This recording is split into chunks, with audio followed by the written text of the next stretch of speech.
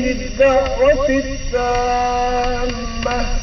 والصلاة القائمة آت محمدا الوسيلة والفضيلة والدرجة الرفيعة وابعثه مقاما محمودا الذي وعدته وارزقنا شفاعته يوم القيامة إنك لا تخلف الميعاد. اے اللہ، اے اس دعوت کامل اور ہمیشہ اس کے نتیجے میں ادا ہونے والی نماز کے رب، تو محمد صلی اللہ علیہ وآلہ وسلم کو وسیلہ